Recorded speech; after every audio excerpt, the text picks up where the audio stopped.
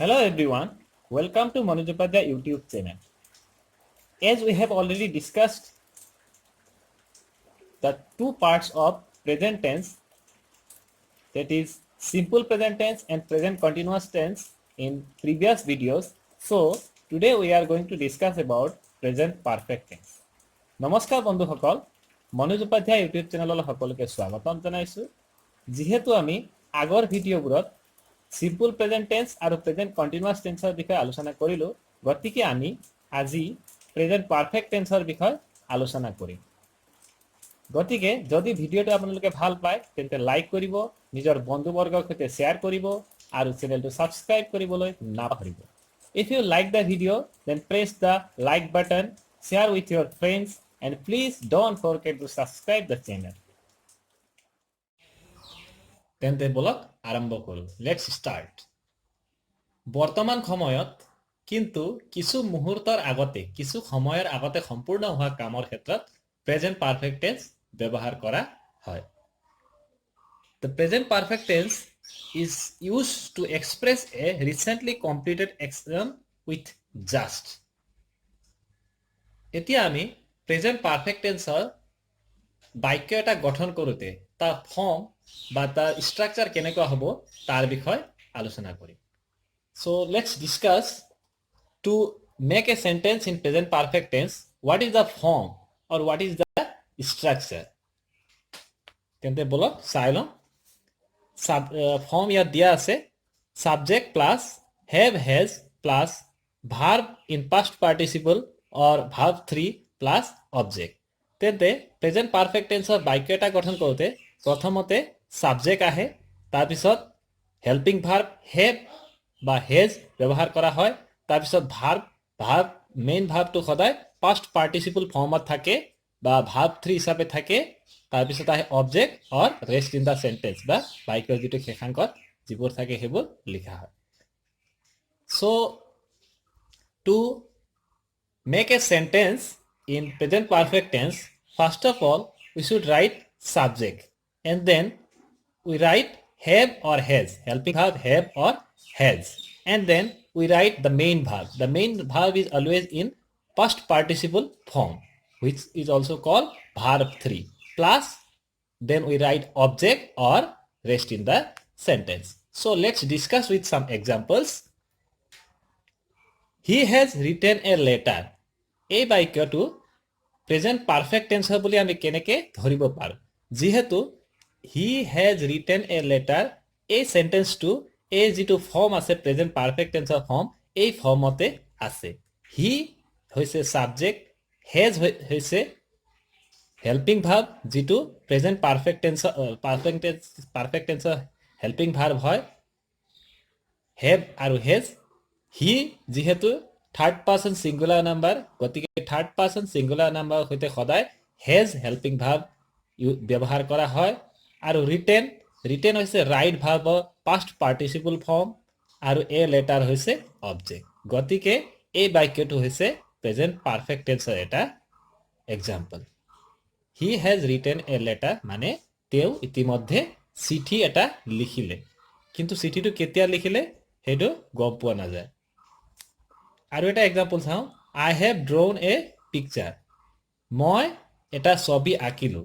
মই এটা ছবি আঁকিলোঁ, কেতিয়া আঁকিলোঁ? দুদিন আগতে বা 3 দিন আগতে অঁকা নহয়, আজিৰ ভিতৰতে আঁকিলোঁ বা খন্তেক সময়ৰ আগতে আঁকিলোঁ। I have drawn a picture, এই সেন্টেন্সটো এটা প্ৰেজেন্ট পাৰফেক্ট টেন্সৰ sentence. In this sentence we can see I is a subject, have is helping verb which is used in present perfect tense, drawn is the past participle form of the verb draw, and a picture is object. So it is also a sentence of present perfect tense. So let's discuss another one example. They have destroyed the tower. In this sentence they is subject, have is a helping verb which is used in they, that means they is a plural third person plural number.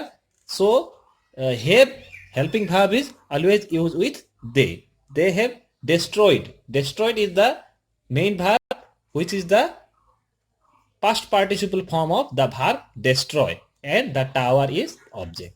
So it is also a sentence of present perfect tense. এই বাক্যটো present perfect টেন্সৰ বাক্য। They have ডেষ্ট্ৰয়ড the tower, মানে তেওঁলোকে টাৱাৰটো নষ্ট কৰিলে বুলি কৈছে। এতিয়া আমি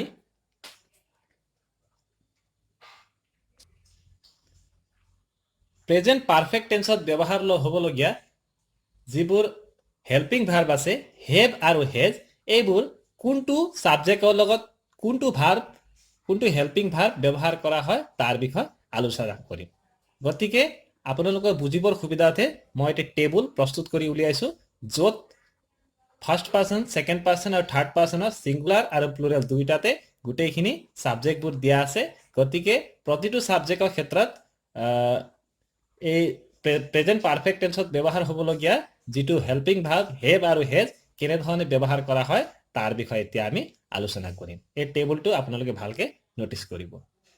For your better understanding, I have prepared a table for you, so you can see the table, you can watch the table. So what is written here?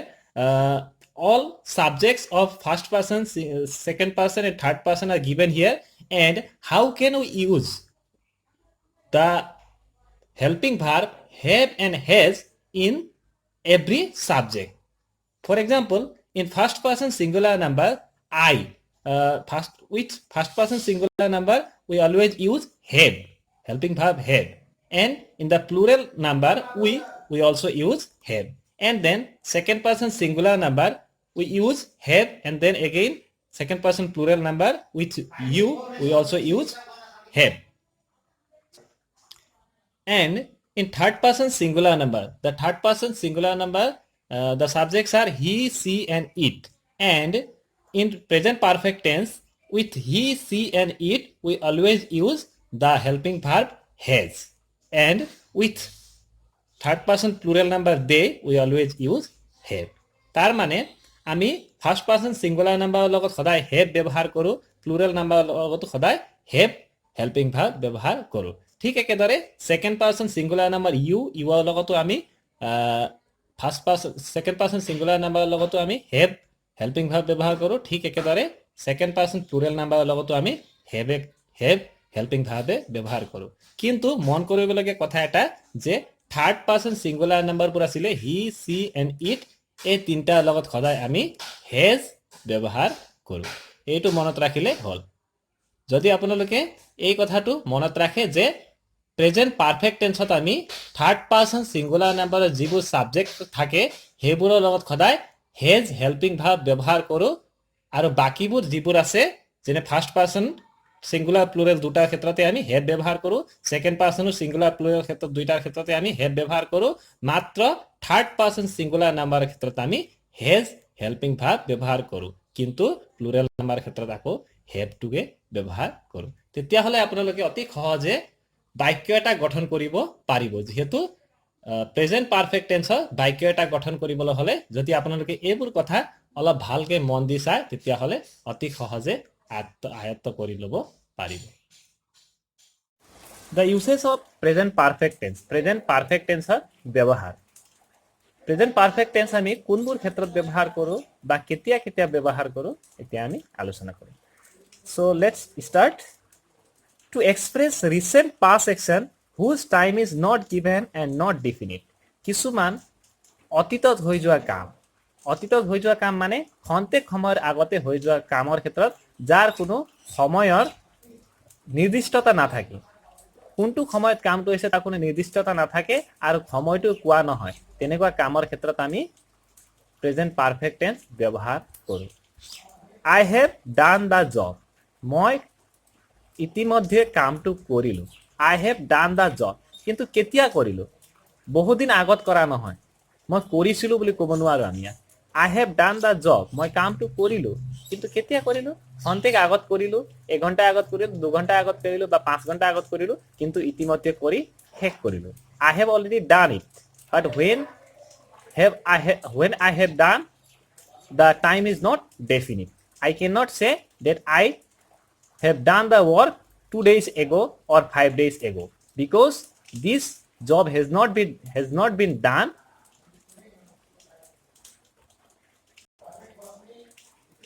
very far ago.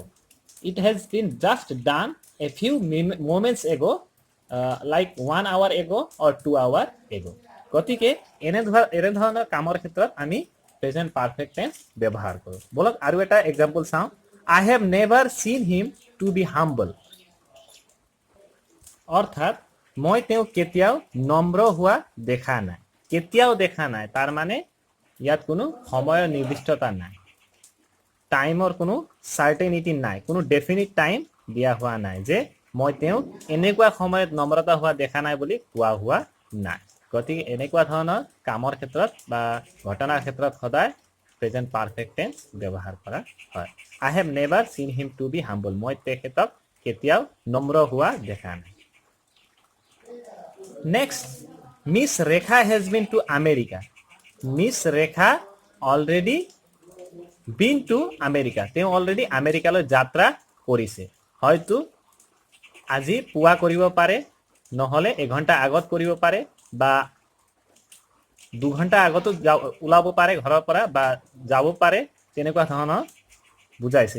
এই সেন্টেন্সৰ ক্ষেত্ৰতো কোনো ধৰণৰ টাইমৰ সাৰ্টেনিটি নাই বা নিৰ্দিষ্টতা নাই। গতিকে এনেকুৱা ধৰণৰ কামৰ ক্ষেত্ৰত সদায় প্ৰেজেন্ট পাৰফেক্ট টেন্স ব্যৱহাৰ কৰা হয়। So next, number 2, to express past action which happened in the past, provided the action could be repeated in the present.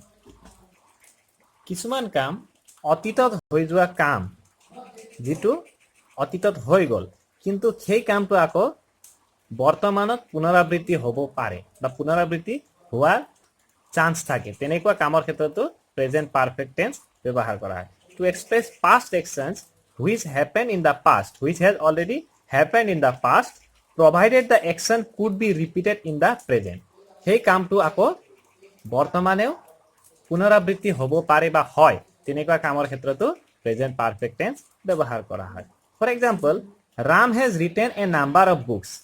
Ram has written a number of books. That means Ram has written many books, but he can also write books in the present time.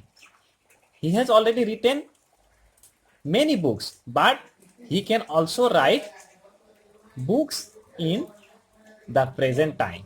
So such type of examples, or in such type of actions, present perfect tense is used. Then number 2, he teaches English but he has taught history. এই সেন্টেন্সটো কি বুলি কোৱা হৈছে? He teaches English, তেওঁ English শিকায়, but he has taught history. কিন্তু আগতে তেওঁ কি শিকাইছিলে? হিষ্ট্ৰী শিকাইছিলে। বৰ্তমান তেওঁ ইংলিছ শিকায়, কিন্তু আগতে তেওঁ হিষ্ট্ৰী শিকাইছিলে। This sentence, what this sentence means, he teaches English. Now in the present time, the teacher or the man is teaches English, but in the past he has taught history. I hope you have understood whatever I am going to express or explain. Next, number 3, I have seen crocodile in that lake. এই সেন্টেন্সত কোৱা হৈছে যে I have seen crocodile in that lake. মই এই লেকটোত ক্ৰকোডাইল দেখিছিলো, ঘৰিয়াল দেখিছিলো। যেতিয়া মই আগৰবাৰ আহিছিলো সেই সময়ত এই লেকটোত মই ক্ৰকোডাইল দেখিছিলো বুলি কৈছে। কিন্তু বৰ্তমান সময়ত দেখা নাই, কিন্তু থাকিব পাৰে, তাকো ক্ৰকোডাইল ওলাব পাৰে। যেহেতু ক্ৰকোডাইলটো পানীৰ তলত থাকিব পাৰে বা বেলেগ কবালৈ গুচি যাবও পাৰে, আকৌ ঘূৰি আহিব পাৰে। গতিকে এনেকুৱা ধৰণৰ কামৰ ক্ষেত্ৰত সদায় প্ৰেজেন্ট পাৰফেক্ট টেন্স ব্যৱহাৰ কৰা হয়। Next, number 3, to express a recently completed action with just. খন্তেক মুহূৰ্তৰ আগতে সম্পূৰ্ণ হোৱা কামৰ ক্ষেত্ৰত প্ৰেজেন্ট পাৰফেক্ট টেন্স ব্যৱহাৰ কৰা হয়। যেহেতু আপোনালোকে চাব পাৰিব ইয়াত কিছুমান এক্সাম্পল দিয়া আছে। To express a recently completed action with just. Some actions which has been completed just a moment ago, in such type of cases, present perfect tense is used. You can see with few examples. He has just gone out. তেওঁ এইমাত্ৰ ওলাই গ'ল। তেওঁ এই মাত্ৰ ওলাই গ'ল, just ওলাই গ'ল means the action has just done. Next, my sister has just finished cooking. মোৰ বাইদেউ এই মাত্ৰ ৰন্ধা সম্পূৰ্ণ কৰিলে, ৰান্ধি শেষ হ'ল। এই মাত্ৰ মোৰ বাইদেউ ৰান্ধি শেষ হ'ল মানে এই মাত্ৰ খানাটো বনি গ'ল, হয় না? My sister has just finished cooking. Next, the train has just left. ৰেলগাড়ীটো এই মাত্ৰ ওলাই গ'ল, গুচি গ'ল। এনেকুৱা ধৰণৰ কামৰ ক্ষেত্ৰত সদায় প্ৰেজেন্ট পাৰফেক্ট টেন্স ব্যৱহাৰ কৰা হয়। So I hope you have understood whatever I have explained in the video. So if you like the video, please press the like button, share with your friends, and please don't forget to subscribe the channel. গতিকে বন্ধুসকল, যদি আপোনালোকে ভাল পাইছে, যদি কিবা হ'লেও বুজিব পাৰিছে, তেন্তে লাইক কৰিব, শ্বেয়াৰ কৰিব আৰু চেনেলটো ছাবস্ক্ৰাইব কৰিবলৈ নাপাহৰিব। পৰৱৰ্তী ভিডিঅ'ত আমি প্ৰেজেন্ট পাৰফেক্ট কন্টিনিউয়াছ টেন্সৰ বিষয়ে আলোচনা কৰিম। In the next video' we will discuss about present perfect continuous tense. Thank you so much. Have a good day.